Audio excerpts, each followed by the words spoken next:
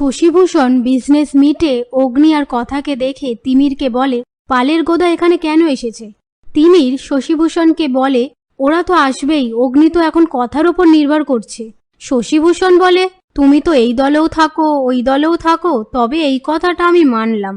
এদিকে অগ্নি শশীভূষণকে দেখে কথাকে বলে, এই চৈফ এখানে কি করছে তুই জানতিস ওরা এখানে আসবে?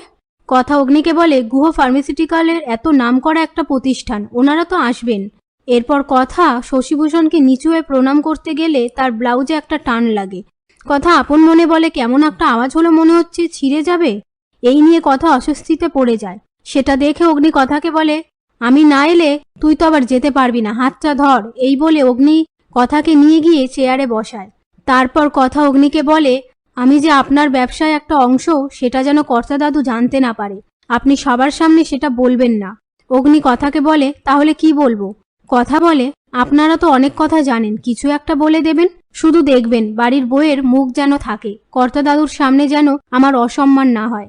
এরপর মঞ্চে শশীভূষণ গুহ আর সমীর গুহকে গুহ ফার্মাসিউটিক্যালের ব্যাপারে বক্তৃতা দেওয়ার জন্য ডাকে। তাদের বক্তৃতা দেয়া হয়ে গেলে মঞ্চে জয়দেব বিশ্বাসকে ডাকা হয়। তখনই জয়দেব বিশ্বাস আর শশীভূষণ গুহের মুখোমুখি দেখা হয়। জয়দেব বিশ্বাস শশীভূষণকে বলে, এর পরের বার যখন আসবেন তখন গুহ ফার্মাসিউটিক্যালদের থেকেও বেশি টার্নওভার করে আসব। এদিকে অগ্নি প্রান্তিককে দেখে রেগে যায়। কথা বলে, এটা কিন্তু একটা ব্যবসায়ের সভা, এখানে কোনো রকম গন্ডগোল করবেন না। আপনি তো আমাকে আর মান্ডবীকে আসার সময় বলেছিলেন কোনো রকম গন্ডগোল আপনি চান না। আপনার এখানে যতই শত্রু থাকুক না কেন, তার ভাবমূর্তি আমাদেরই কিন্তু বজায় রাখতে হবে।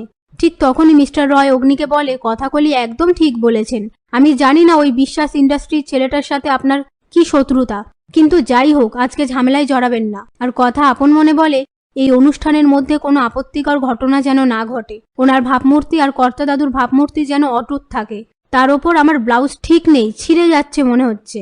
এর মধ্যে আমি মঞ্চে উঠে চায়ের ব্যাপারে বলতে থাকলে কর্তা দাদু কি ভাববেন কে জানে।